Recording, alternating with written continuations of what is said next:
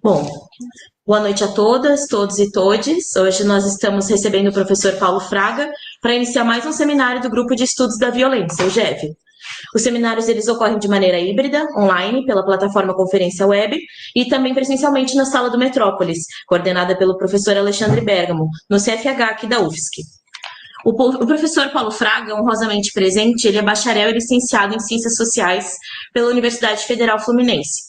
Possui mestrado em Planejamento Urbano e Regional pela Universidade Federal do Rio de Janeiro e doutorado em Sociologia pela Universidade de São Paulo, a USP. Ele coordena o Núcleo de Estudos sobre Políticas de Drogas, Violências e Direitos Humanos, NEVID, e o Laboratório Social da Cannabis. Sua ênfase em estudos e pesquisas sobre cannabis, sociologia do crime e da violência, e também em estudos sobre o impacto das ações de repressão e das políticas de drogas de indivíduos, grupos e populações, nos traz para o seminário de hoje, com a seguinte provocação: o Brasil produz maconha? Estaremos então refletindo sobre plantios ilegais, cultivos permitidos e políticas de erradicação. Passo a palavra então para o professor Fraga, para que ele inicie a exposição e a discussão. Muito obrigada pela presença aqui no GEV. Bom, boa noite, vocês me ouvem bem? Sim. Vocês me ouvem? Sim, sim. Sim, professor. Tá ok. Não, tá bom, que eu não estava tendo retorno. Bom, em primeiro lugar, eu queria agradecer, né, o convite, para mim realmente é uma honra e com muita alegria. Eu estou aqui, né, nessa tarde e noite, né, final de tarde, início de noite, né, para a gente, na verdade, conversar um pouco, bater um papo, né, sobre uma questão que para mim é muito cara. Bom, e também agradecer, né, todos os componentes, né, e as pessoas que fazem parte do GEV, né, professores, professoras, né, estudantes, porque, e especialmente o professor, né, Leonardo Astronoff, que me convidou pessoalmente, né, por quem, ele sabe muito bem disso, tenho grande admiração, não só pelo trabalho, mas também, né, pelo que ele tem, né, produzido, né, nos últimos anos em relação também aos estudos sobre violência e, né, as suas participações em vários fóruns. Bom, como vocês já me apresentaram, né, eu sou professor da Universidade Federal de Juiz de Fora, mas há mais de 20 anos eu tenho trabalhado com a questão, né, dos plantios ilícitos no Brasil. Eu comecei a trabalhar com esse tema, na verdade, final dos anos 90, isso já tem mais de 20 anos, mais de 25 anos, quando eu fazia um trabalho, né, com os movimentos sociais, né, do pessoal atingido pelas barragens do Rio São Francisco, né, naquela região lá, né, que envolve Paulo Afonso, né, Petrolândia, Belém de São Francisco, toda aquela região ali, né, entre Bahia e Pernambuco, né, onde, né, se tinha, na verdade, né, as barragens do Rio São Francisco criaram, né, grande impacto ambiental e também humano, fazendo com que populações, né, inteiras tivessem que se deslocar. Bom, nessa época, uma pessoa importante desse movimento foi assassinada por um jovem que, pelas suas, na verdade, suas denúncias sobre o aliciamento, na época, que ele chamou de aliciamento de trabalhadores rurais para o plantio de maconha naquela região. Uma região de seca, né? Hoje nós temos políticas públicas muito mais efetivas, a gente está falando no final dos anos 90, né, ainda havia, né, muitas questões complexas naquela região, né? Ainda existem, logicamente, mas naquele momento era muito mais complexo, principalmente a sobrevivência em uma região de seca. Bom, a partir disso aí, chamou muita atenção, né, a morte dessa liderança sindical, e foi muito interessante porque eu percebi, né, o que significava para aquela região, né, a questão do plantio e também da sobrevivência, né, como agricultor numa região seca, né. Então, na verdade, o que me chamou a atenção, né, eu já trabalhava com a questão do tráfico de drogas mais na área urbana do Rio de Janeiro. Nessa época eu trabalhava na Fiocruz, na Fundação Oswaldo Cruz, no Centro Latino-Americano de Estudos de Violência e Saúde, mas me chamou muita atenção toda essa questão né? E eu, a partir daí, comecei a me interessar muito pelo tema. Aí eu fiz uma série de trabalhos sobre isso, sobre esse tema. Isso acabou me dando, né, uma certa, né, vamos dizer assim, uma certa expertise para discutir uma questão importante das políticas de drogas. Talvez uma das mais importantes, porque se nós pensarmos da origem da palavra guerra às drogas, ela tem muito a ver com essa ideia de uma intervenção, não apenas da venda, né?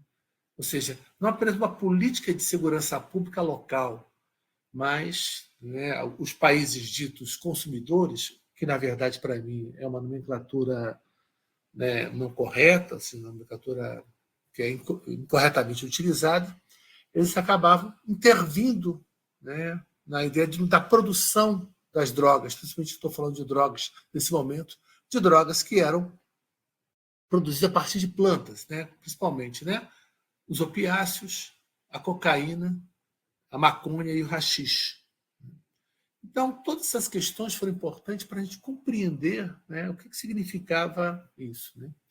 Depois, com o aprofundamento dos meus estudos, eu percebi, né, e vendo que o Brasil não foi apenas a partir, né, desse evento dos anos 90 que começou a produzir maconha. O Brasil já produzia maconha há muitos anos, inclusive nessa região.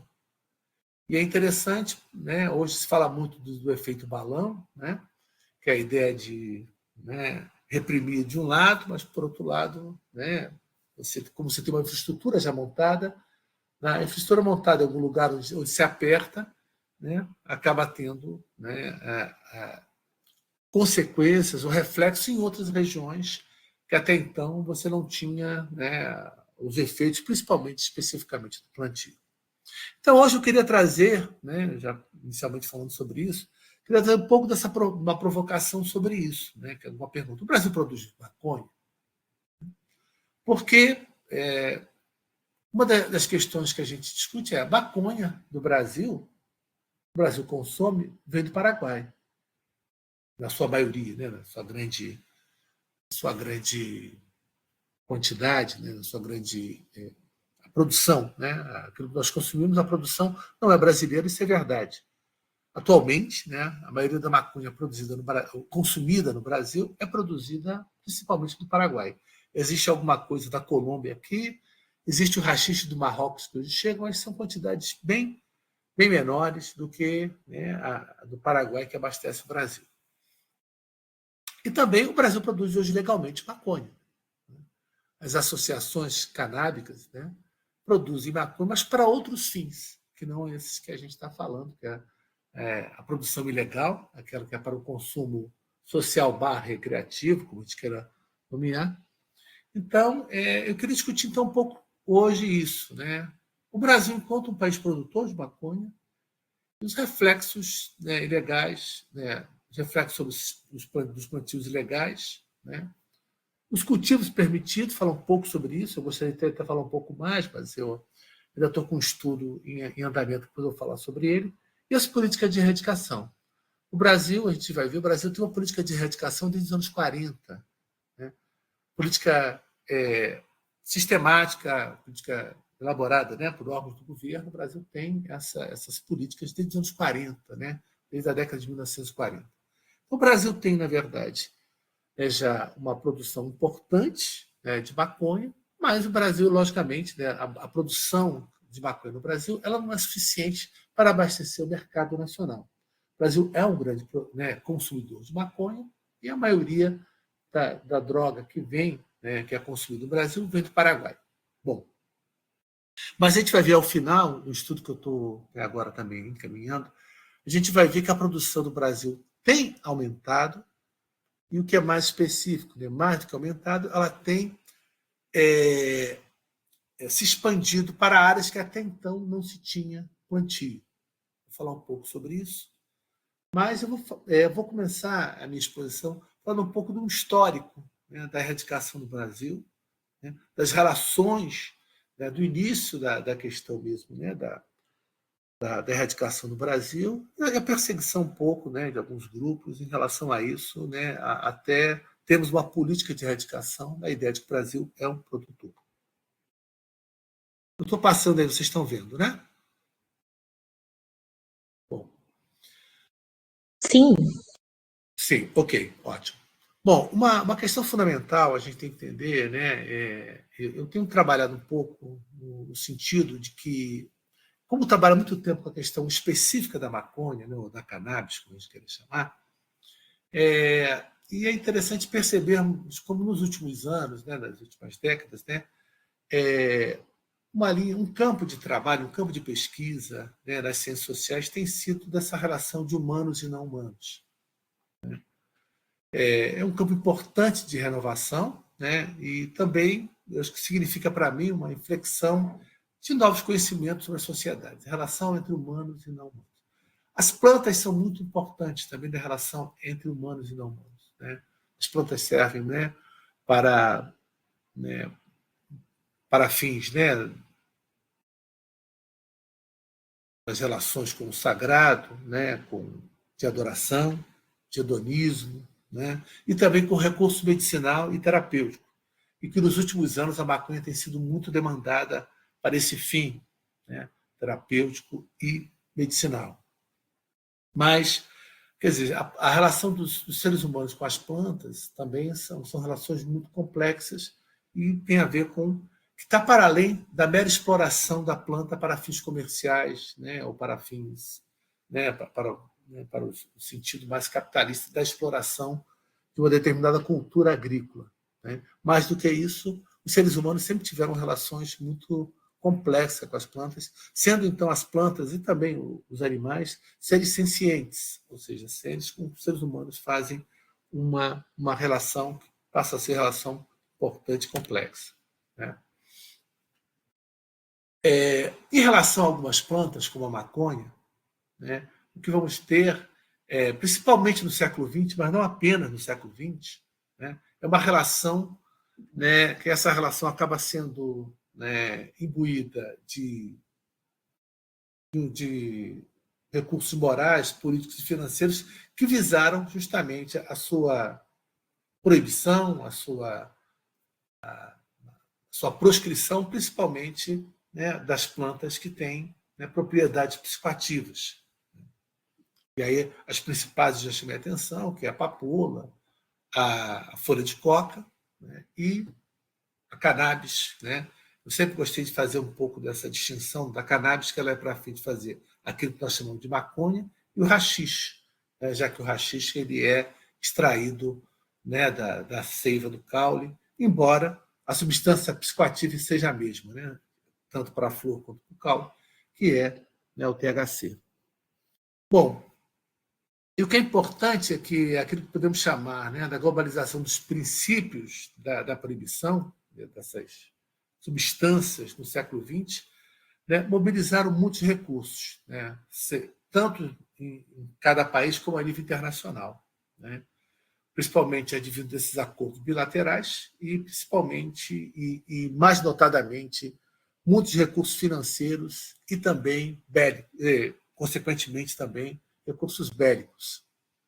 Então, o século XX é o século então que vai, né, haver um investimento a nível internacional para a proscrição de determinadas plantas, o que vai ocasionar também uma internacionalização também do uso de determinadas plantas e determinadas substâncias. Hoje, né, a gente fala muito das substâncias, dos opioides e de algumas substâncias também, né, sintéticas, mas no século XX o que se buscava justamente a proscrição de drogas derivadas principalmente de plantas.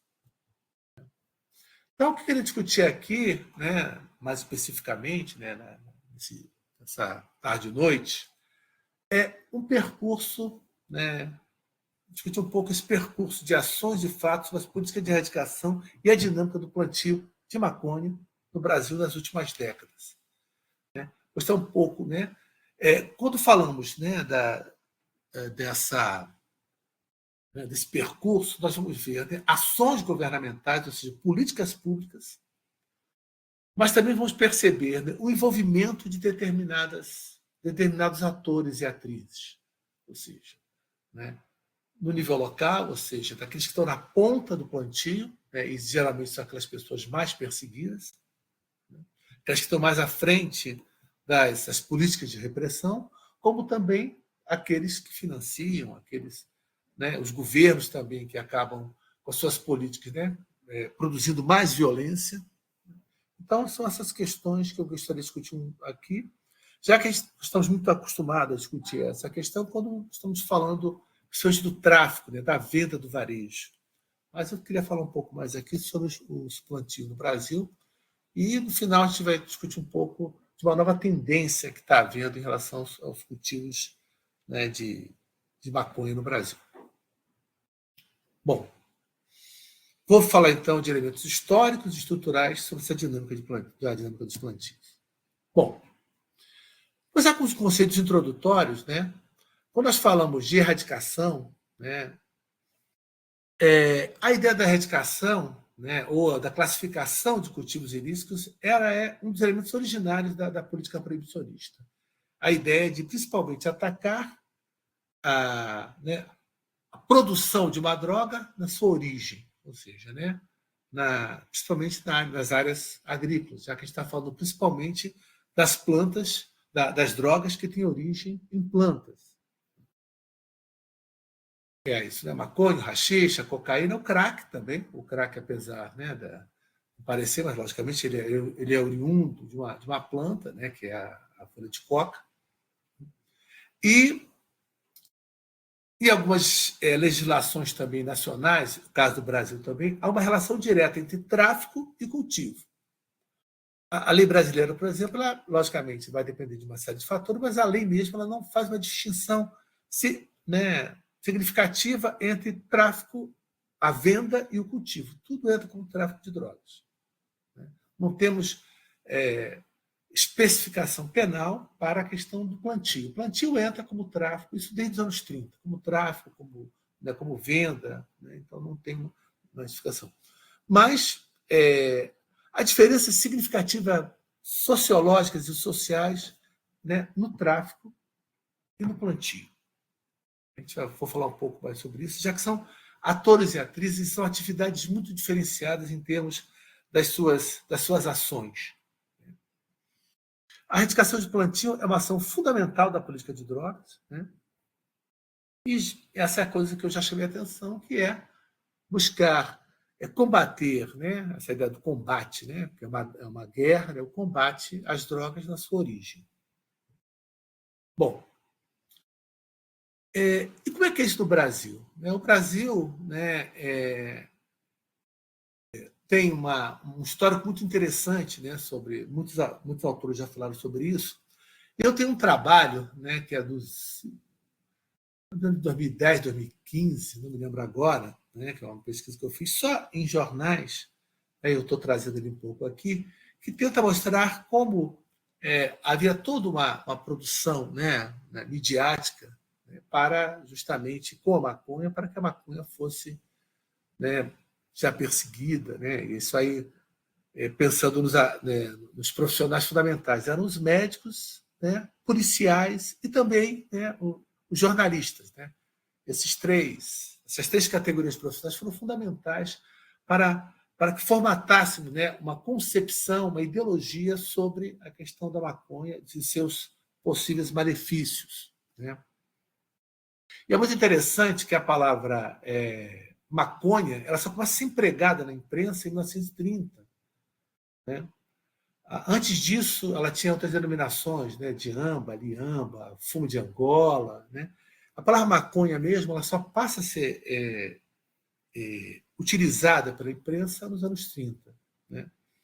Mas isso não significa que ela não tinha sido utilizada em outros locais. Por exemplo, né, o famoso, né, Rodrigues Doria, né, que é um dos primeiros médicos a chamar a atenção da questão dos perigos da maconha e tal, ele já usava o termo, né, e, segundo ele, tinha a ver com uma origem da palavra de um dialeto africano, segundo o Rodrigues Doria, maconia, que depois vira maconha.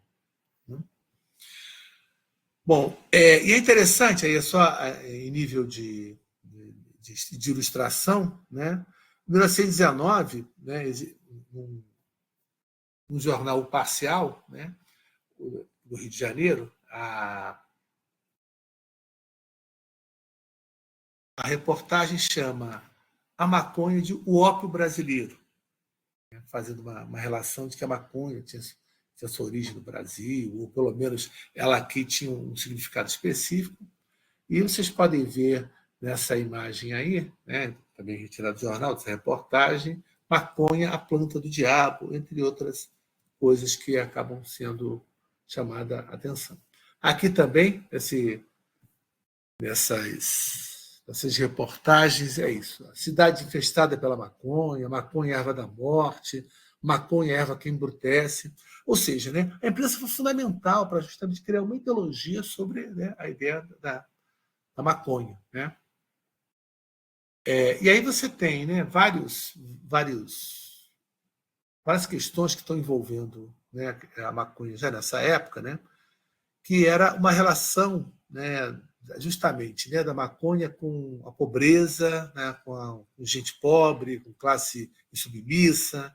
Né? E também era interessante porque um dos elementos fundamentais para se atacar a maconha, principalmente isso tem em as reportagens do Maranhão, isso aparecia, jornais de São Luís, de que ela fazia com que a capacidade produtiva do trabalhador diminuísse. Então havia todo um arcabouço ideológico importante para classificar a maconha, além dos seus elementos inebriantes que poderiam levar a pessoa a cometer determinados crimes, segundo a imprensa local e da época, também uma relação direta da maconha com a improdutividade dos trabalhadores. Bom, é também interessante como, né, uma primeira ação importante é a do governo de Alagoas, em 1936, que resolve proibir o cultivo de maconha. É o primeiro estado brasileiro a trabalhar especificamente a questão do plantio. Existiam outras leis em relação ao uso, mas em relação ao plantio, Alagoas vai ser um dos primeiros estados a tomar essa decisão. Bom, em relação à erradicação, então, passa a ver o que, com toda essa discussão sobre a maconha no Brasil, o governo central, né, o governo federal, ele começa a se mobilizar para ter leis específicas, né, para combater, né, logicamente, o plantio de maconha no Brasil, concentrado principalmente nessa época no Maranhão. No Maranhão tinha grandes plantios, no Amazonas tinha alguma coisa no Rio de Janeiro, não era tão significativo, né, e também em alguns estados nordestinos, como Alagoas. Alagoas era um estado nessa época que tinha muito plantio, né? Então era fundamental. Então, o Estado brasileiro criou leis específicas, né? Em 1932 sancionou o Decreto-Lei 20.930 para proibir o uso, a venda e o consumo, e em 1932 é uma lei mais detalhada, né? O governo federal cria a Comissão Nacional de Fiscalização de Entorpecentes.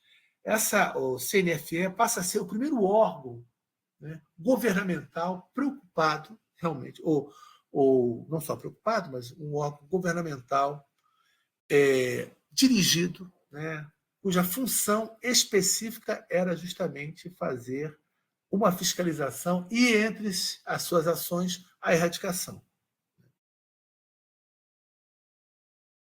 Aí, mais tarde, já em 1938, foram criadas comissões estaduais de fiscalização. E, por fim, em 1938, o Decreto-Lei, né, 891, né, proíbe o plantio, a colheita e a exploração do cânimo e da cannabis sativa índica. Porque até então o cânimo, né, era muito utilizado para fins de produção de fibra. E, notadamente, né, naquelas sacas, né, que envolvia, né, o café, o batata e outras legumes ou frutas, né, que grandes sacas eram produzidos com a fibra do cânimo, que era retirada do caule da maconha. Né? Bom, a consequência disso é que essa proibição não extingue, né, a maconha no Brasil, logicamente, né?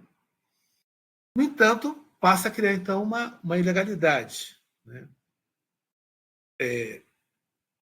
Do consumo ilegal, né? Já começa a haver um consumo ilegal maior, né? E também uma produção, a gente vai ver depois, mas também proibiu, né, a aplicação industrial e medicinal, né? Foi paralisada. Bom, então, assim, uma das primeiras ações, né, de erradicação de plantio no Brasil, ela se dá principalmente, né, fora do que hoje é chamado o poreiro da maconha. É muito interessante porque, né, toda a política proibicionista faz com que, a partir dos anos, principalmente a partir dos anos 70, 80 e 90, né, se consolide essa região entre Pernambuco e Bahia como uma região fundamental de produção de maconha no Brasil, principalmente, né, Pernambuco, que passou a ser chamado vulgarmente de Polígono da Maconha, né, essa região ali que envolve Orocó, Cabrobró, Belém São Francisco, Mochotó, Santa Maria da Boa Vista, são mais ou menos de 13 a 15 municípios, né, entre Pernambuco e Bahia, e dependendo do momento, da ocasião, o número de municípios é até maior, né, a produtividade e também o número de municípios que produzem também são maiores. Mas, de uma perspectiva histórica, né, as ações da polícia, né, ficaram muito mais concentradas, né, na erradicação dos plantios e prender trabalhadores, né, rurais que plantavam a maconha na ponta. Se pensarmos até os anos 40, os principais estados eram Maranhão e Amazonas, né, além de Alagoas. Bom, então nós temos alguns períodos de erradicação. De 47 a 58, as ações se concentraram principalmente em Alagoas, Santana do Ipanema, Palmeira dos Índios, Atalaia, Major Isidoro, Arapiraca, e em Pernambuco, Garanhuns e Águas Belas. Vê que essas duas regiões não são o sertão central, onde hoje a produção é maior. Tá? E já no segundo momento, de 59 a 70, as ações, né, da polícia, né, comandada por essa CNFE, né, que é o Conselho Nacional de Fiscalização de Entorpecente, né, as ações, né, da polícia acabaram se concentrando em outras regiões, que é na divisa de Sergipe, né, com Pernambuco, e também em alguns municípios de Pernambuco próximo à fronteira de Alagoas. Né? Então, há, na verdade, uma diferenciação significativa, então, né, do deslocamento. Né? À medida que também havia ações de erradicação, havia maior repressão, consequentemente, né, havia também novos municípios envolvidos, ou seja, né, toda ação de repressão acarretava naquilo que a gente chama de efeito Barão, né? Quer dizer, quando se reprime, outros municípios, outras localidades que não estavam, né, envolvidas com o plantio acabam também sendo envolvidas. Isso é interessante porque as próprias ações de erradicação colocavam mais pessoas, né, envolvidas no plantio de maconha, haja vista sua capacidade de capilaridade.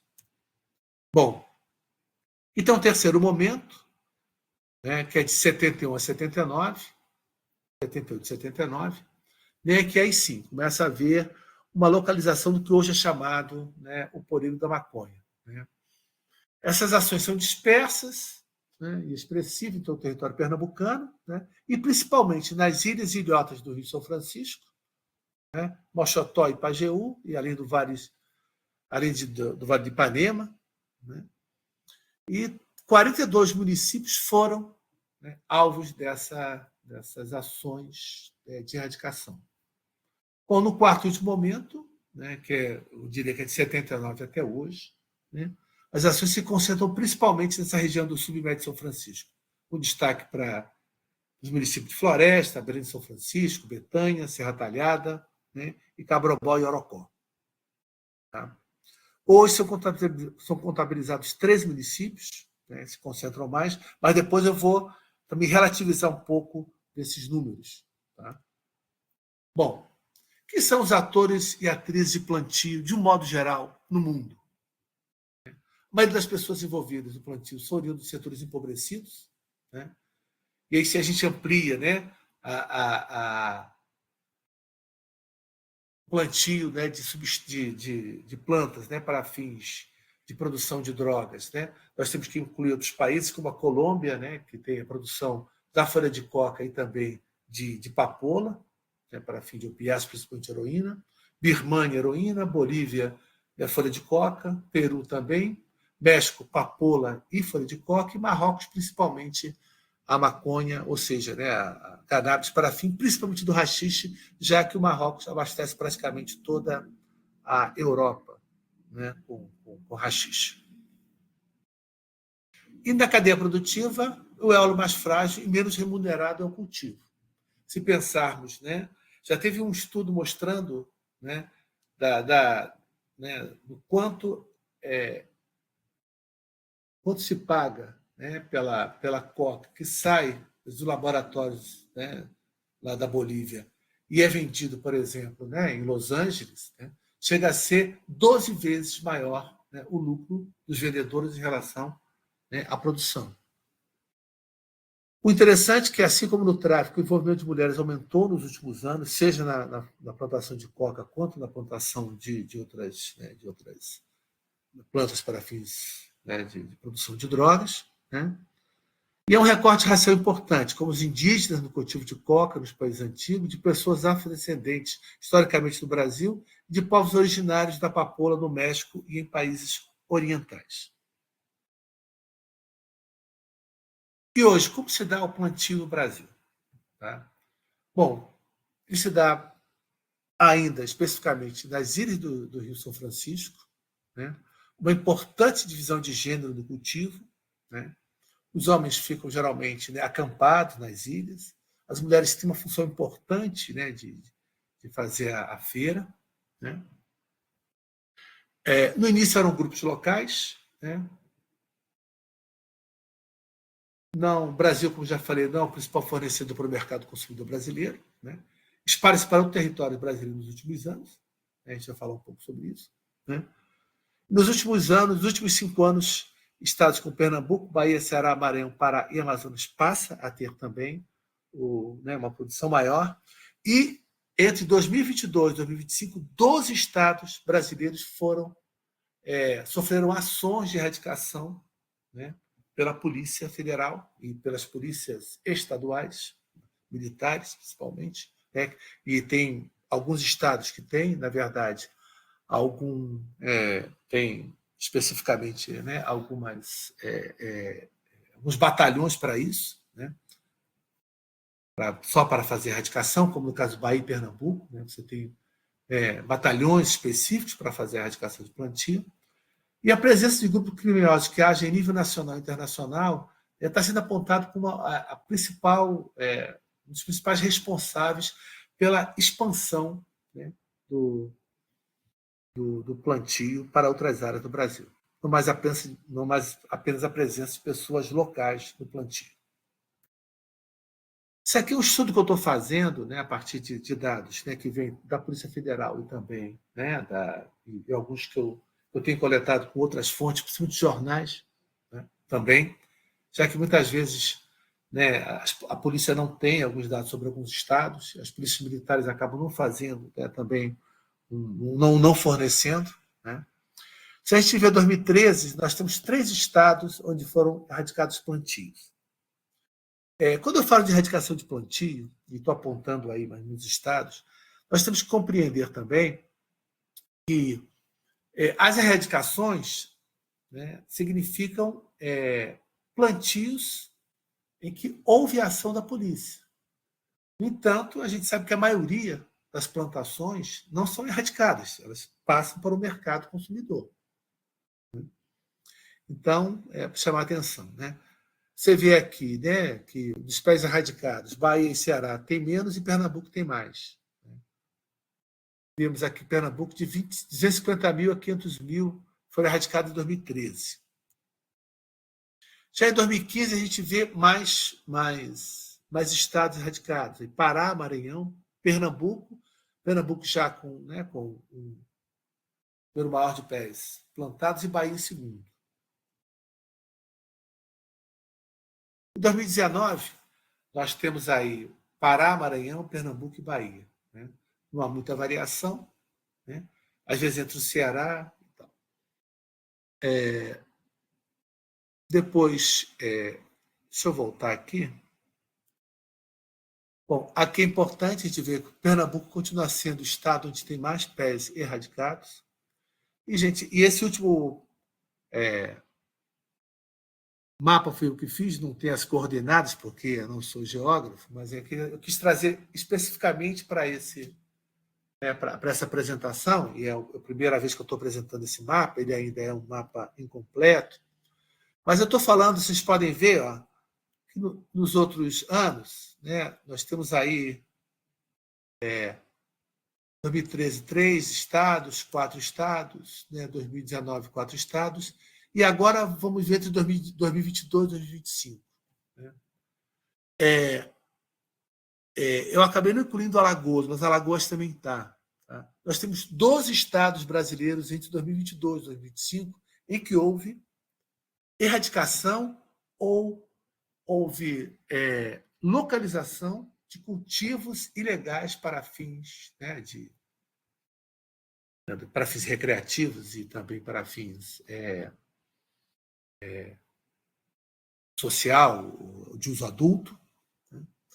E é muito interessante isso. Eu vou falar um pouco, então, né, com a interpretação que eu tenho, não só eu, mas que tem sido um elemento fundamental, é que, historicamente, né, o cultivo de cannabis no Brasil, né, de maconha, para fins de uso ilegal, né, ou seja, uso que até então ilegal, né, já que hoje mudou a lei, né?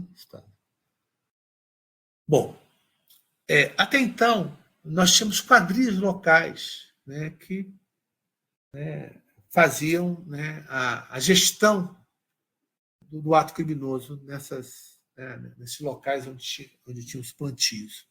E geralmente as pessoas que eram, né, utilizadas para fazer o plantio eram agricultores locais que tinham dificuldades, né, de sobrevivência com outros tipos de cultura, né, agrícola, como o algodão, né, o pimentão, né, aquilo que dá para plantar numa região de seca, principalmente, eu estou falando principalmente, né,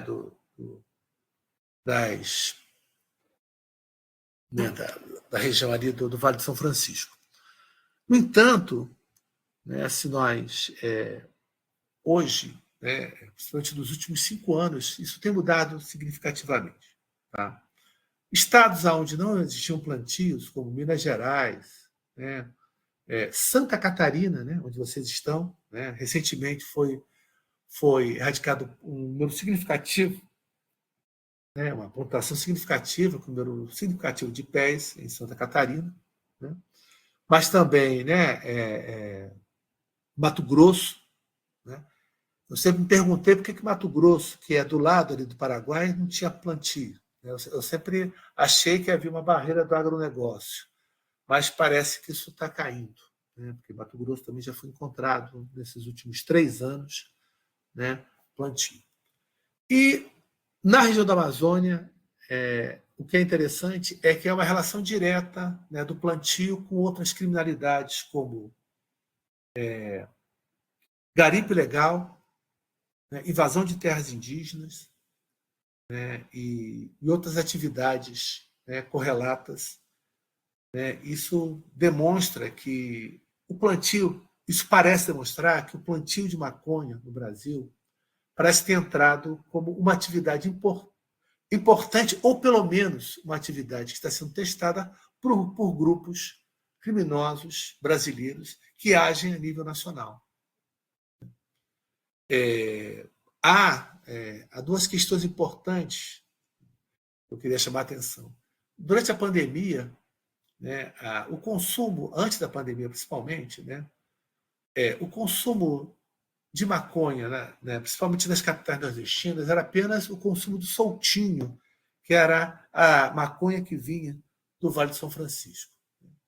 Mas, né, durante a pandemia e depois, né, a presença do prensado do Paraguai lá parece indicar que é uma rede, né, uma rede criminosa que está fazendo, por um lado, né, a entrada da maconha do Paraguai em mercados que até então não tinha a maconha do Paraguai, assim como parece que há uma relação importante de como essas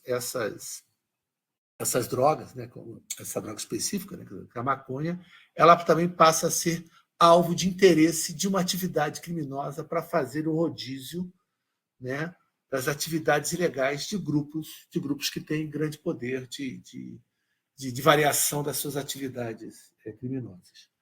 Bom, gente, e para finalizar, então, eu queria dizer que o Brasil também planta hoje legalmente, a partir das associações canábicas, mas para fins, né, legais, né, ou seja, né, principalmente, né, para que seja consumido enquanto, né, uma planta que é, né, especificamente tida, né, para fins terapêuticos e medicinais.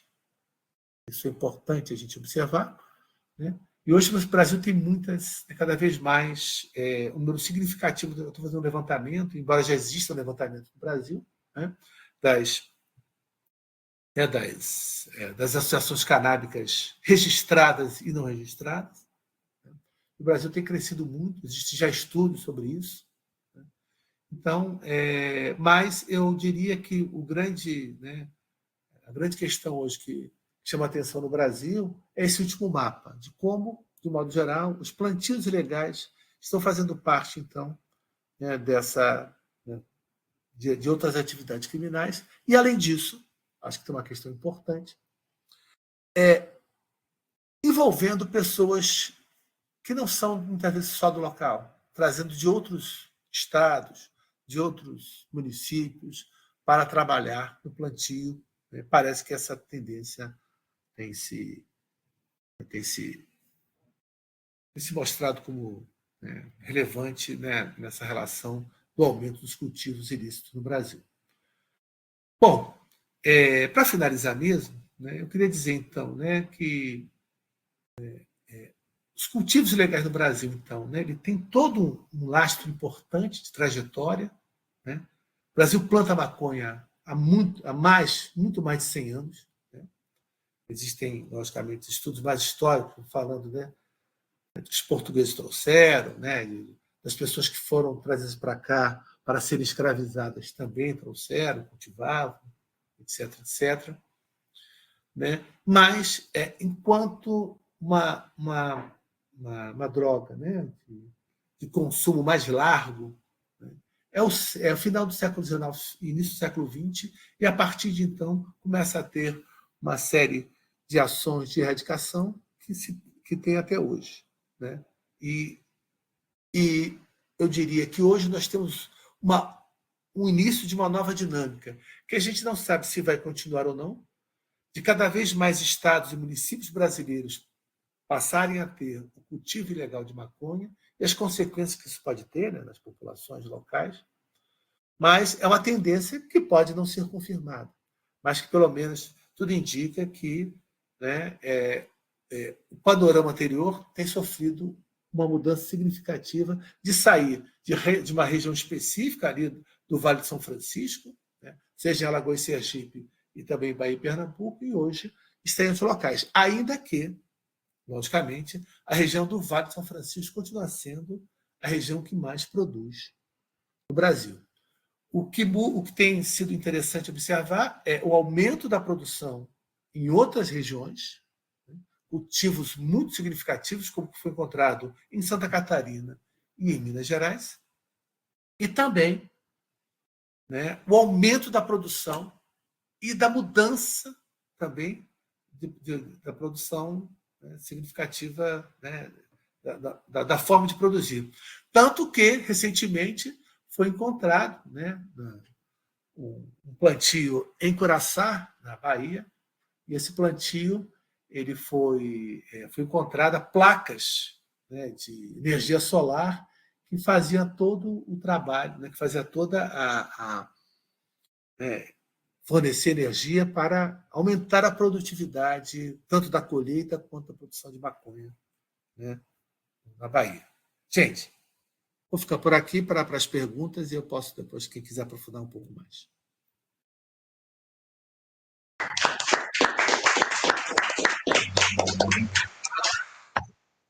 Bom, muito obrigada, professor Paulo, pela exposição. Eu vou passar a palavra para o professor Leonardo Stronoff, que é do curso de Ciências Sociais da UFSC, também coordenador aqui do GEV. Léo, por favor, estamos ouvindo seus comentários a partir de agora. Obrigado, Ellen. Obrigado, Paulo. Sempre muito bom, né, de escutar. Devolvo os você sabe que eu tenho aí um grande apreço pela sua produção, pelo seu trabalho, né? Então, quando você aceitou, eu fiquei muito feliz, né, de poder trazer nesse trabalho que a gente tem desenvolvido, né? Desde que eu cheguei aqui, o professor Alexandre, que era sociologia da cultura, né, do Metrópolis, enfim, sugeriu, né, falou, você que é da violência, Leonardo, tenta, vamos formar um grupo e ver se a gente consegue colocar essa questão, que aqui no departamento não tem ninguém que trabalhe nisso, e começamos assim já o terceiro semestre e vem desenvolvendo bem o trabalho. Hoje conseguimos trazer, mesmo de forma remota, esperamos que em algum momento consigamos trazer presencialmente também as pessoas, que seria muito importante, né, ter presença, né, dos nossos colegas, pesquisadores, amigos aqui, mas temos feito esse intercâmbio. Então é importante essa formação, né, para o pessoal da graduação, pós-graduação. E a gente começou com uma turma de graduação, hoje envolve uma série de pesquisadores, doutores, enfim, mestrandos, pessoal de discursos aqui da economia, arqueologia, né, enfim, então, realmente um trabalho que tem, no campo da violência, tem conseguido fomentar essa discussão. E ouvir o Paulo, que é um especialista nesse tema, se não do que eu sei, né, assim, do que eu conheço, um dos nomes mais importantes na América Latina e internacionalmente, né, Paulo? Você não falou a humildade do Paulo, que vai estar, né, fazendo palestras internacionais, enfim, depois você fala um pouquinho disso. Então, né, já no nível internacional, produção no nível internacional do Paulo. Mas, uma das coisas, até para deixar o povo, né, o povo está querendo perguntar, Paulo, estão perguntando aqui, já todo mundo perguntou, hoje eu vou abrir para pergunta? Eu falei, claro, fiquem tranquilos, vamos abrir para o público. Então, eu vou tentar ser bem breve também. Uma das coisas que a gente tem discutido é a questão da sociedade punitiva, né, e essa relação também com os marcadores de diferença. Eu reparei ali nos jornais que você trouxe, tinha ali o veneno do diabo, era a presença de um homem negro, né? O veneno africano aparecia ali, né? Então, essa presença sempre associando com a questão racial, como você falou, questão indígena, esse recorte étnico-racial sempre aparecendo da punição sobre essas pontas, como você falou, né? E aí a ideia também dessa criminalização e desses atores, né, do plantio, enfim, onde você prende os trabalhadores rurais na ponta, né, você usou essa expressão, a ação da polícia, e sempre essa ideia, né, de uma guerra às drogas, dos batalhões militarizados, né, que vão nesse sentido, tentando criar essa ideia de uma criminalização. E como o seu trabalho, né, enfim, na questão dos direitos humanos e toda a discussão que a gente vê agora, separa um pouco essa questão, né, separa esses atores e vai mostrando que nem tudo é crime, nem tudo é tráfico, enfim, existem diferenças para a gente compreender esse universo, né? E aí entra na questão dos ilegalismos, né, que são caros, até na palestra com o Marcos, o seminário, né, com o Marcos Alvarez, ele tocou nessa questão dos ilegalismos, e um ponto fundamental na sociologia da violência, que é a questão dos ilegalismos, né? Então, essa questão das drogas, enfim, de como se coloca essa política proibicionista, como se monta isso, essa ligação com essa sociedade punitiva, né? Com a ideia da prisão, com a ideia da polícia, com a ideia da militarização, temas que a gente vem discutindo e construindo já ao longo desses seminários, né? E sim, principalmente dessa questão de você ter essa ideia da criminalização, né? É interessante ver, e aí no debate, né, as pessoas já me passaram algumas perguntas que querem fazer, também como o mapa, né, que o Paulo vai colocando, isso é curioso, né? Pernambuco, essa questão, por que eu queria saber um pouco mais disso, né? Enfim, dessas questões também, essas relações, né? Enfim, e essa mudança também, mas a importância também do próprio tráfico, né? Da maconha, enfim, e dessa mudança também no perfil do cultivo, né? Que o Paulo colocou, como isso vai mudando com a ascensão do crime organizado também, né? Enfim, como isso vai se colocando com uma outra na questão dos comércios ilegais, isso vai se desenvolvendo também com um crescimento desses atores, dessas facções, enfim. E a ideia também de que a presença, né, da questão da maconha também está muito presente nesse campo.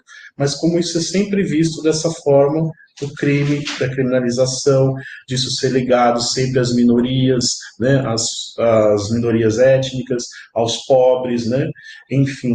Aí tem um conceito que eu gosto bastante, e o Paulo falou das mulheres, né, a presença das mulheres tanto no cultivo e na venda também, né, ele dá uma ênfase no cultivo, enfim. Mas essa ideia da viração, que vem da Vera Teres, que é aquela ideia das mulheres na periferia conseguirem ali um pouquinho ali para você conseguir levar o dia, vender um pouquinho, né? Então essa ideia também, e como elas são criminalizadas, né? Como são colocadas dessa forma. Como você colocou dos agricultores, às vezes o cara algodão, mas aí vai mudando, mas como eles são vistos também sempre com uma ideia de uma criminalização fortíssima, e todo esse é o discurso do Estado, um Estado punitivo, um Estado autoritário, e aí entrando na ideia do autoritarismo, né? E como o cultivo e o próprio consumo, né, enfim, é tratado sempre de uma forma autoritária, né, no nosso país. Aí também o Paulo tem as experiências internacionais, acho que ele pode falar disso, como isso também tem sido feito. Mesmo no Uruguai, né, que é aqui pertinho, que eu acho que tem uma outra relação. Então, se o Paulo puder desenvolver um pouco também dessas questões, né, como em outras formas, né, em outros estados, outros países, essa política também tem sido feita, né? E essa própria questão da discussão no Brasil, como ela está colocada hoje, né, que tem mudanças e os enfrentamentos a isso. Como você vê isso, Paulo? Os enfrentamentos a essa questão, né, da legalização, né, da descriminalização, enfim, como você vê esses atores que estão e quais são os problemas, enfrentamentos, e aí pensando no sentido do Foucault, as relações de força, né, nesse dispositivo. E vou deixar aí também para as perguntas de quem quiser, a Ellen que coordena essa coisa, mas Ok. vamos, Paulo, só para deixar o povo perguntar também. Sim, com certeza. Obrigado pelos comentários, por essas provocações muito importantes. Eu acho que o professor Paulo poderia fazer essa devolutiva dessas provocações e aí depois a gente abre o espaço para as perguntas, né? São só comentários, não são provocações.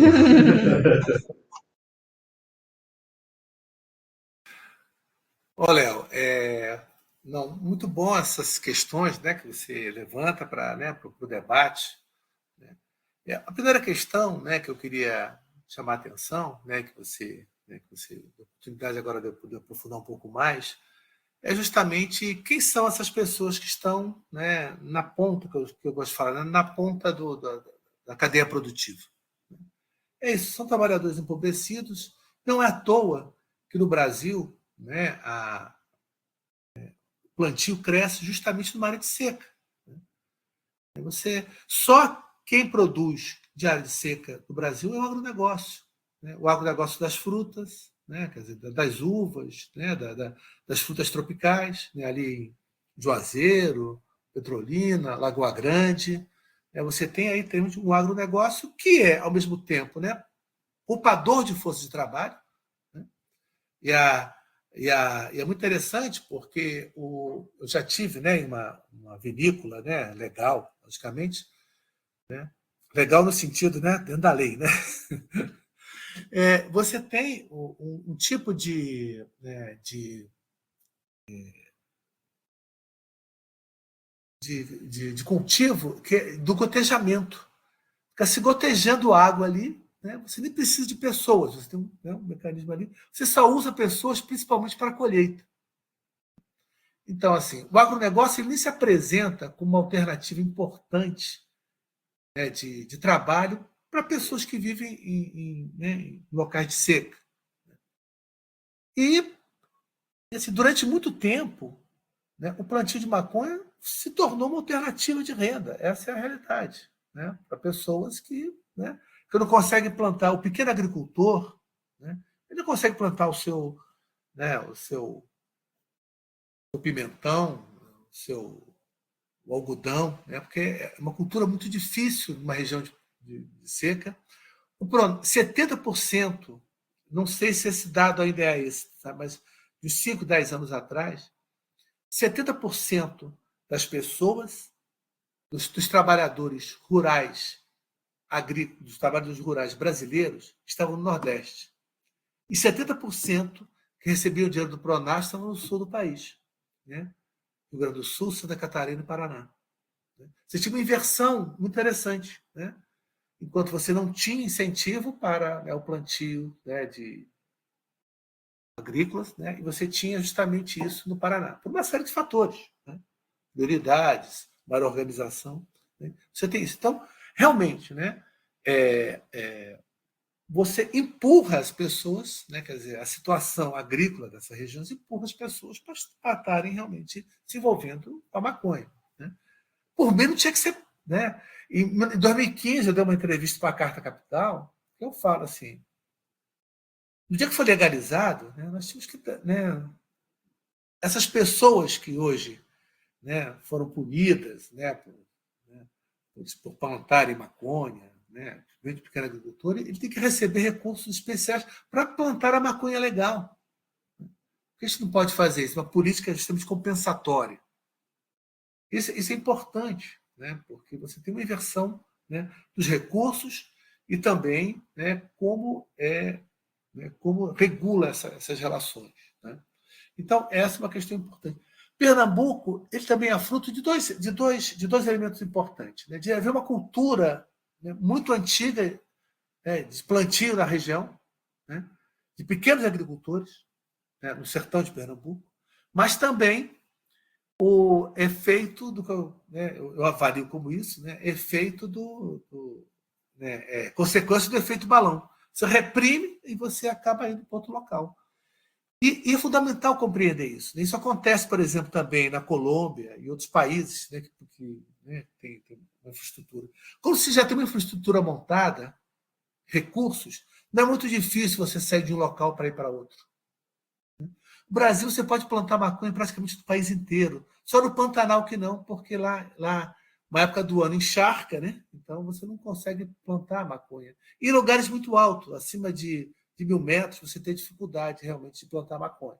Mas no resto do país, você consegue plantar maconha. Entendeu? Tanto é que o agronegócio está de olho, né? Quando for legalizado, ele já tem um monte de produtos aí que ele vai explorar, né? E vai ser mais um produto do agronegócio, como a soja, né? Eu não tenho ilusão quanto a isso, né? Então, temos esses elementos. E a questão da punição é isso, né? Você reparou muito bem, Léo. As populações vulneráveis, né?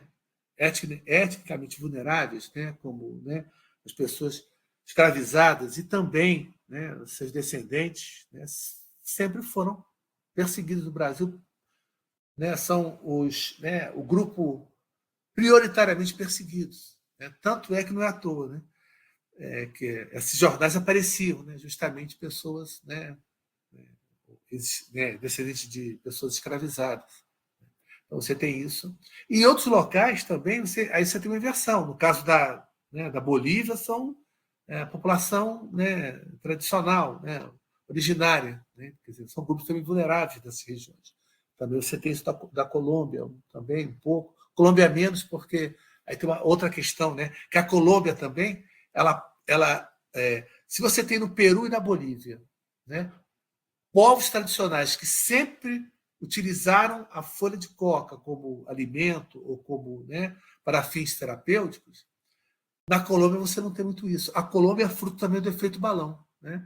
Quando se reprimiu no Peru e na Bolívia, né, já que a Colômbia tinha todas as condições de plantio, né, por causa da altitude, né, de planta, então passa a ver. Mas originalmente eram poucos grupos originários que cultivavam coca na Colômbia. A Colômbia é fruto da política proibicionista. A Colômbia, como grande produtor de coca, ela é justamente fruto da política proibicionista, ao contrário do Peru e da Bolívia, que você tem, sim, historicamente, povos, né, tradicionais, muitas pessoas que sempre plantaram para outros fins que não para fins da produção de cocaína. A produção de cocaína. Respondi tudo? É isso sim, professor. Obrigada. Eu vou abrir agora um espaço para as perguntas. Quem estiver no chat online pode mandar as perguntas e quem estiver aqui presente só falar comigo para a gente coordenar certinho. Você quer perguntar? Sim, Perfeito. Mais alguém? Ok, então vamos colocar nessa ordem. Pode perguntar. Tá bom. Boa noite. Meu nome é Dion Ángel, só que a galera me chama de Gil, né? É uma abreviação, né? É um pouco mais fácil. Pergunta já? Deixa. A minha pergunta é sendo que são plantios que estão fora da fiscalização pública, do olho público, em quais parâmetros as estatísticas de erradicação se baseiam? Aí a próxima pergunta é seguinte: tendo em conta o que ele tinha falado, né, aquelas políticas proibitivas, né, por exemplo, lá na Colômbia, as instituições nacionais ou órgãos internacionais também, eles têm contribuído de alguma forma, a valorização, a uma certa valorização monetária da substâncias ilícitas, tipo maconha, cocaína, né, e esse tipo de coisa. E também queria perguntar o seguinte: existe algum tipo de contexto político ou geopolítico? Porque nos anos 80 e 90 também, justamente foi o auge, é assim que fala, né? O auge, tipo, foi o auge de cárteis de droga dentro da região, né? Tipo, lá no México, né?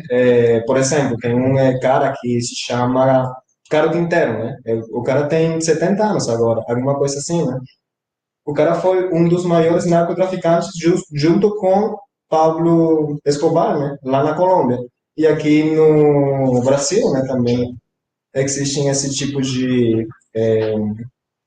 personagens, né? Justamente nos anos 80, 90, né?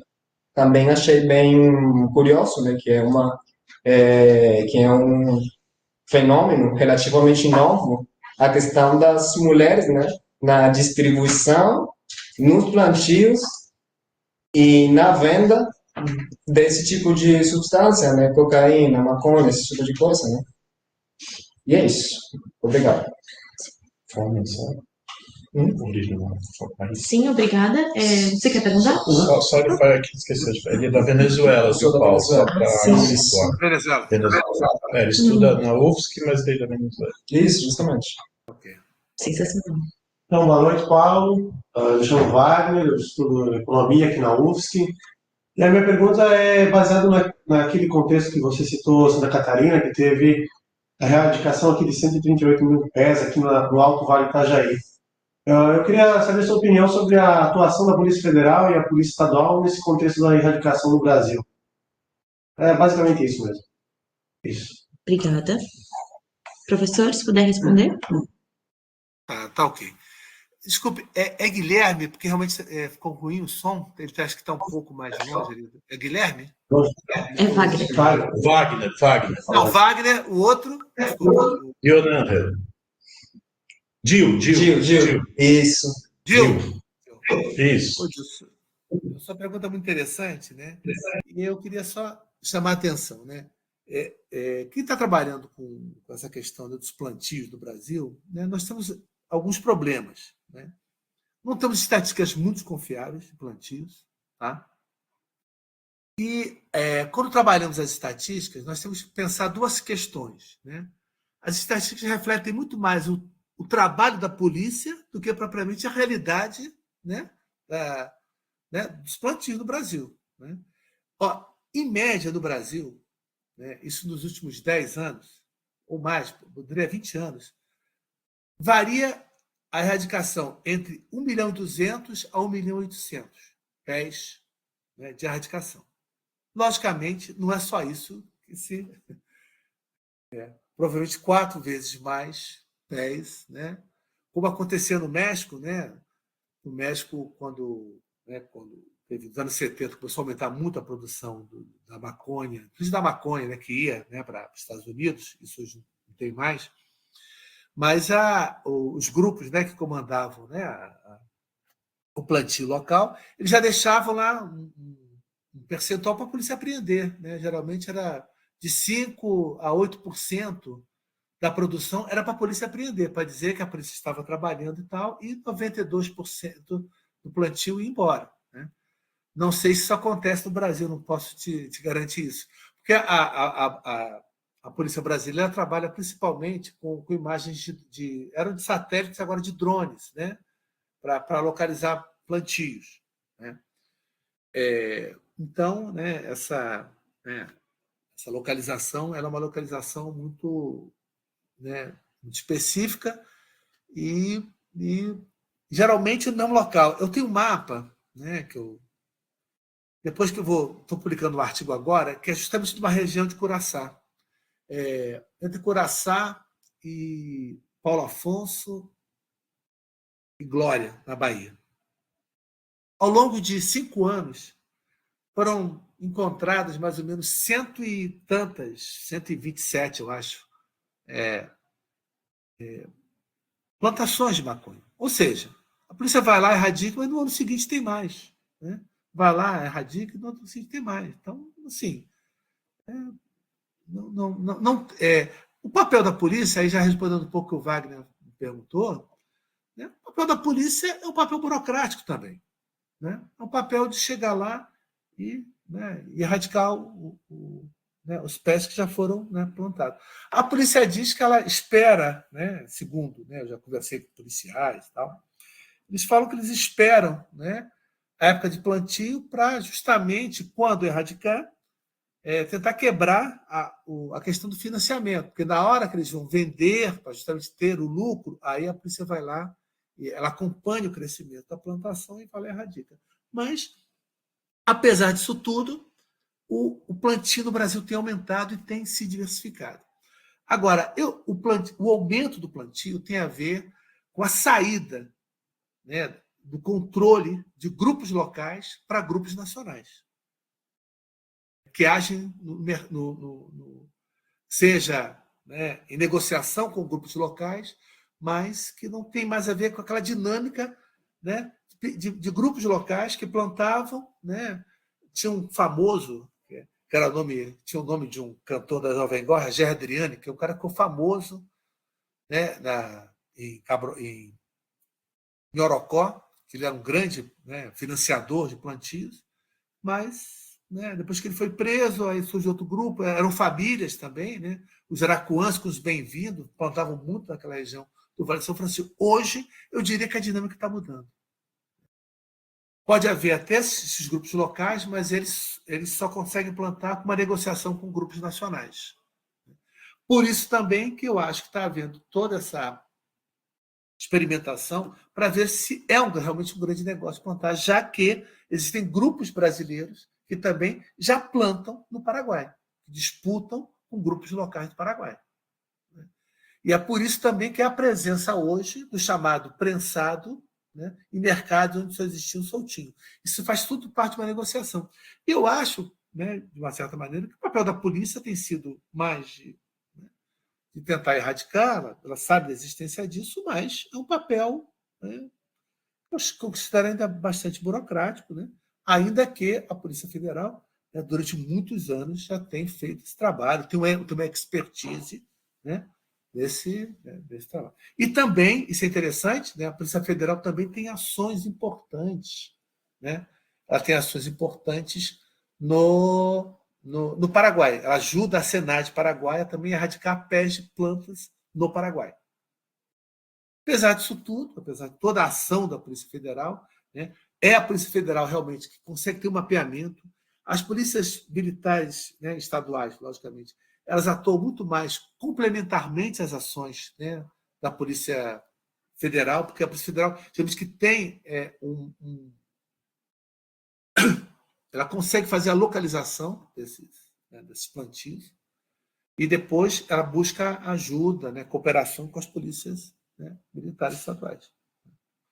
O que eu acho, na minha opinião, é que uma saída para isso é começar uma dificuldade que o Brasil tem, e aí acho que é uma pergunta que eu não respondi, né, ao Léo, cada vez mais nós temos à medida que nós avançamos, né, para uma descriminalização, para a utilização, inclusive para fins medicinais e terapêuticos, né, da maconha, há uma reação também de grupos conservadores no Congresso, inclusive de tentar colocar como questão constitucional a questão das drogas. Se isso acontecer, nem a Indonésia, que é um país extremamente repressivo em relação às drogas, coloca, né, tem na sua Constituição a proibição das drogas como uma questão constitucional. Há projetos hoje no Brasil, né, na Câmara Federal, que tenta trabalhar a questão, né, das drogas como uma questão constitucional. Para mim, isso é uma total, né, um absurdo, né? Quer dizer, você colocar isso como uma questão constitucional. Isso é uma questão do nível, né, das leis penais, né? Não constitucional. Não sei se eu respondi a todo mundo, mas... Sim, certo. Eu queria saber se tem mais alguma pergunta aqui na sala. Ok, bom, eu vou virar aqui para mim, para eu fazer. Sim, claro. Ok. Eu gostaria de trazer um pouco das minhas análises com pergunta também, né, para o professor. Queria comentar sobre esse contexto a partir do que ainda vivemos, que é o contexto da guerra às drogas, e como estamos analisando aqui no GEV essa questão de como o Estado lida com o uso social, recreativo, medicinal da cannabis. Eu queria entender um pouco sobre como a gente fortalece essa luta contra a proibição, que é uma estratégia racista de controle social, que tem esse pretexto da guerra às drogas, e o que é preciso fazer para que, então, o Estado crie uma legislação específica, através do direito também, dessa parte jurídica, mas também social, né? Como a gente pensa numa luta coletiva, né? O que o professor considera assim, importante nessa reflexão? Obrigada. Você coloca uma questão importante, né? Eu acho tem uma questão importante que é justamente como o Brasil sempre lidou com isso. Vocês viram, né, que eu mostrei, né? O Brasil é um país proibicionista antes da guerra às drogas. O Brasil sempre teve marcadamente um país que, independente de uma política, né, americana de tentar no controle mundial da questão das drogas, o Brasil sempre teve um dos primeiros países, né? E segundo, né, não só os brasileiros, mas, né, eu tenho um amigo mexicano, né, o professor Jorge, né, da Universidade Autônoma de Nayarit, ele fez um levantamento e falou: a primeira lei das Américas que proíbe as drogas está no Brasil. Proíbe o uso do pito de pango, né, que era a maconha, está no Brasil. Então, o Brasil é um país que, historicamente, sempre teve a sua política, a questão da proibição como prioridade nas suas agendas, proibição das drogas. Né? a gente sabe as consequências, né, de trabalhar as drogas como um problema, né, de guerra. Né? Porque a ideia da guerra às drogas é quando você retira algo, né, quer dizer, ações, né, crimes que estão no âmbito da segurança pública para trabalhar isso no âmbito de segurança nacional e de segurança internacional.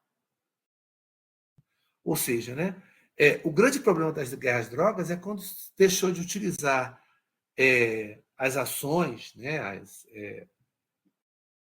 os meios tradicionais do combate ao crime, né, no nível da segurança pública, né, níveis nacionais, para se trabalhar como uma guerra, inclusive utilizando também, né, instrumentos de guerra.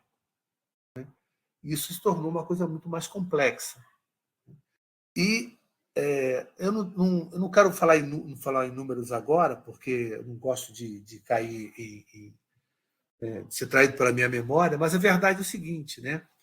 Hoje há um número de drogas infinitamente maior é um exagero, quer dizer, um número muito significativamente maior do que existia de drogas hoje do que existia no início de toda a ação proibicionista a partir de 61. As consequências da guerra à droga é só, né, eu acho, né, que é mortes, né, aumento da desigualdade e ineficácia para os seus fins. Né? Porque os seus fins são fins praticamente inalcançáveis, que é retirar as drogas do mundo. Os seres humanos sempre usaram algum tipo de substância psicoativa, seja comunitariamente, seja de uma outra forma. Então, eu acho que a ideia da regulação ela é muito mais importante do que a da proibição. Se buscar regulações, né, buscar, né, fazer, né, todo um outro mecanismo em que a gente trabalhe a questão das drogas de uma outra maneira, como acontece hoje no Uruguai, né, acontece em outros contextos. Né? Portugal mesmo teve uma ação muito importante. Em 2001, Portugal era um país, né, principalmente Lisboa, né, no bairro de Lisboa, que era o bairro do Canal Ventoso, que ficava lá no Casal Ventoso, ali no centro de Lisboa, né, em que o consumo de heroína era um consumo a céu aberto. E era um país, né, muito proibicionista, né, que tinha uma perspectiva muito proibicionista. Quando você deixa de tratar isso como um problema de segurança pública e segurança nacional, passa a trabalhar como um problema, né, de saúde pública, né, isso mudou muita coisa em Portugal. Não acabou com os problemas de saúde, mas colocou isso em outro nível. Né? Hoje, se observa em Portugal uma questão muito importante. Eu estive lá recentemente, né, conversando com colegas da Universidade do Porto, e a professora Ximene Rego, né, que é além de uma amiga, uma grande especialista no tema, ela fala: Paulo, o consumo de heroína, né, que era muito alto em Portugal, no início, né, da nova lei de drogas de 2001, o consumo de heroína ficou para uma determinada geração. As novas gerações não consomem mais heroína. Praticamente, o consumo de heroína ficou em gerações de pessoas hoje com mais de 50 anos. Né? Você não teve uma renovação do consumo de cocaína. Desculpa, de cocaína não, de heroína. Quer dizer, você tem uma mudança significativa quando você tem políticas, né, também diferenciadas. Lógico, Portugal tem muitos desafios, mas uma questão importante em Portugal é que você não vê tiroteio, né, entre traficantes, né, no meio da rua, né, como você tem aqui, como você tem no Rio de Janeiro, em outros locais, né, traficantes com a polícia com traficantes com traficantes, né, porque se torna um problema muito complexo de segurança pública. Né? Eu acho que as grandes consequências do Brasil das drogas não estão tanto no uso, e eu não estou dizendo que o uso não é um problema, tá, por favor. O uso problemático de drogas é um problema sério de saúde pública, né? O uso problemático, né? Embora a gente tenha sempre que entender que nem toda pessoa que usa, né, tem um uso problemático, isso também é uma questão. Nós precisamos debater isso no Brasil melhor, o uso não problemático. Mas, por outro lado, é fundamental que nós compreendamos, né, que as políticas proibicionistas, né, levam a um arrefecimento muito maior e leva realmente a um conflito muito maior. Inclusive, né, vulnerabilizando policiais. Os policiais também, de uma certa maneira, são vítimas da guerra às drogas, porque eles vão para o enfrentamento muitas vezes, né? Em alguns locais de enfrentamento e tal. E, né, quando você não tem uma política de inteligência, você vai para o enfrentamento. Então, são questões que a gente precisa realmente enfrentar. Né? Então, eu acho que é isso. Assim, nós temos que avançar muito. Né? Em 2019, eu tive uma audiência pública na Câmara dos Deputados. E, coincidentemente, foi o dia que o deputado Osmar Terra estava voltando para a Câmara dos Deputados. Ele era ministro, aí saiu, voltou para a Câmara dos Deputados. Né? E eu lembro que a discussão era uma audiência pública sobre a 39/15, né? Que era a 39/15, que era uma lei que vai tentar justamente, né, flexibilizar a questão, né, do plantio no Brasil para fins medicinais e para fins comerciais, no caso do cânhamo. E até hoje, né, ou seja, 6 anos depois, essa lei continua lá, né, não tem prioridade para votação, não se tem nenhuma questão. Então, assim, nós precisamos enfrentar isso, né? E é só que o deputado Osmar Terra, né, depois que eu fiz a minha exposição, disse que eu era lobista de laboratório. Mas tudo bem.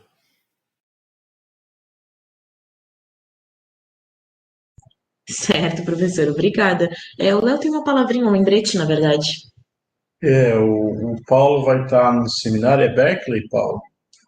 Em Podia Berkeley. falar, só faz uma propaganda aí, que eu acho que tem, né, como acessar, como que é, assim? Sim, sim. Eu vou depois vou disponibilizar, né? Acho que ainda não tem. Eles tinham disponibilizado, mas aí tanto é que eu até risquei que estava errado, né? Então, eles vão disponibilizar, né, um canal também, tipo, né, de vocês, que é para um debate que vai ser importante, né? Um debate importante que é sobre, se não me engano, que é cannabis das Américas, né? Quer discutir uma discussão sobre Cannabis Cultivation Across Americas. É isso, isso. Isso. Cannabis Dia 14 de outubro. Isso. 14 de outubro agora. Aí você passa e te divulga também. Tá, passa sim. É interessante porque discutir justamente nesses países, Uruguai, se não me engano, Uruguai, Paraguai, Brasil e Canadá, mas acho que o canadense vai falar do México, né? Se eu não me engano, acho que é isso. O colega canadense vai falar do México. Mas é muito interessante porque ele faz estudos lá do México. Realmente eu não sei, essa informação eu não tenho.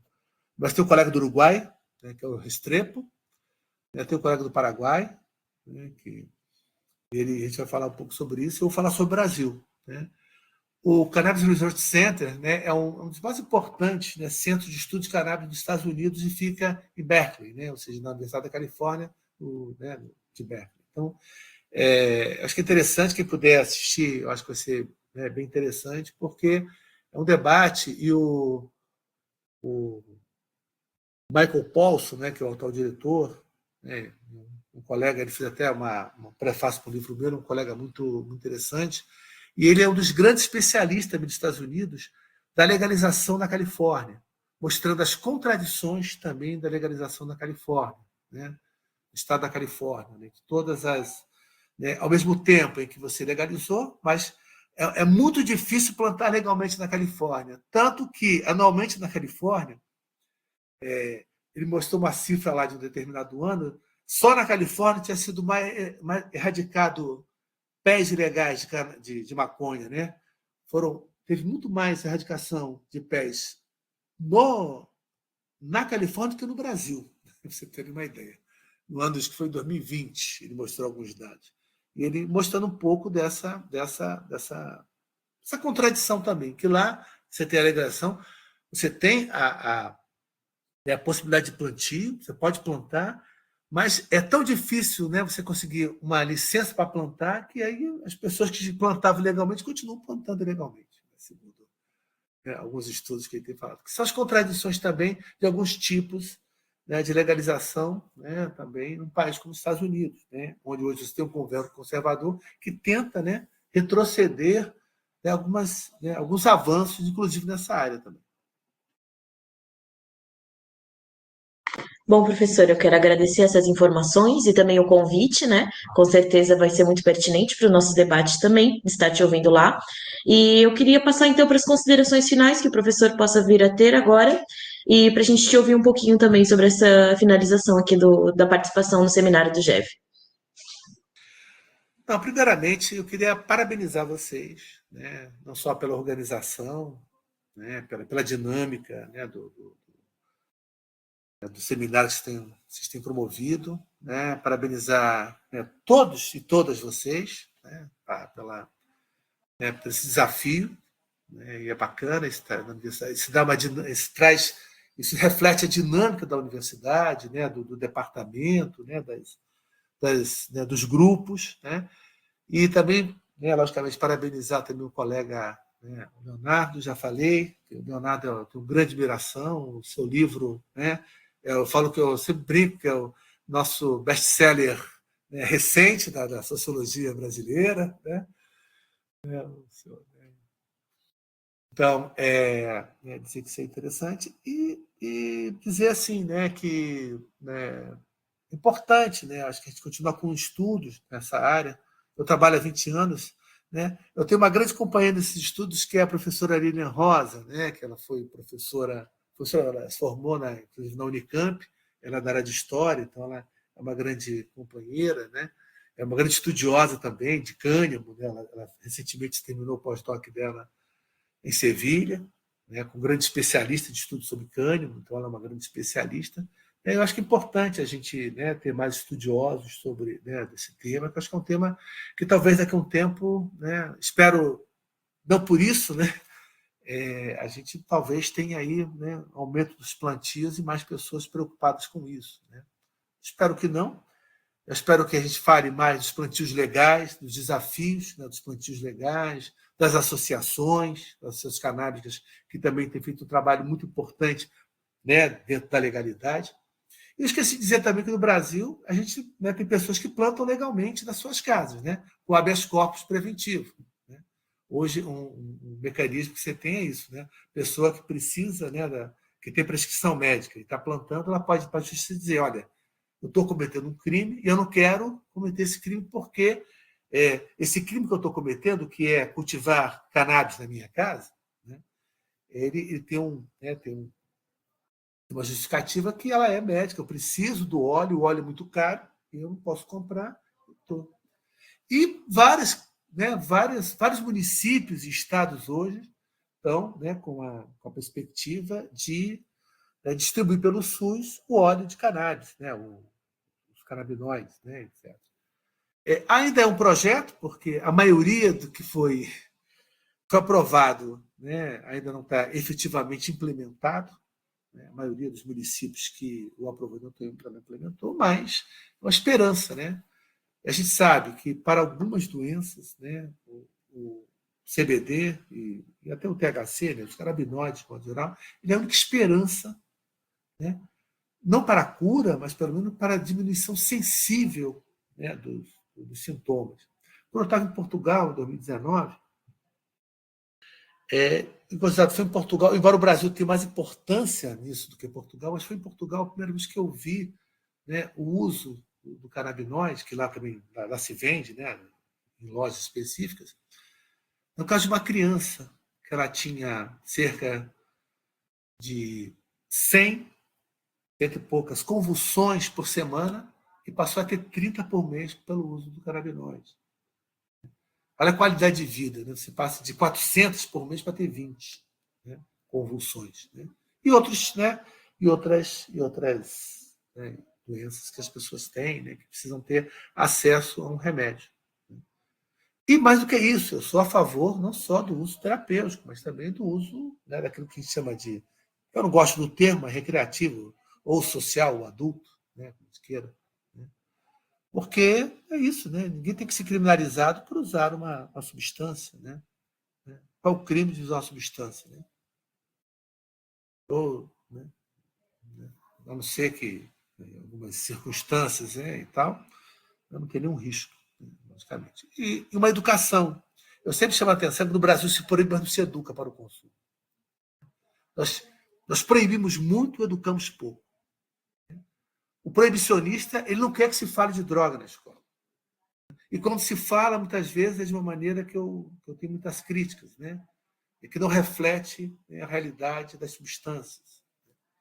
Então, acho que é isso. A educação para o consumo é fundamental. Bom, é isso. Sim. Muito obrigada, professor. O que fica, então, Obrigado como a você comentou, é essa esperança, né, de produzir a maconha pensando não só no aspecto econômico, mas principalmente, sim, no aspecto social e consciente, em algo mais humano. Eu adorei essa proposta. Muito obrigada. Obrigado, Paulo. Espero que sim. Desculpa, Léo.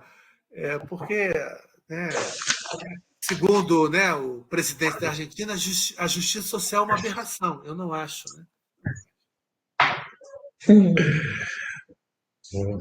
Ação, então, Paulo. Obrigado, Paulo. Vamos encerrar a gravação aqui, ok? Depois fica no YouTube e a gente manda para você, tá bom? Para o Nevid também. Tá bom, gente. Forte abraço.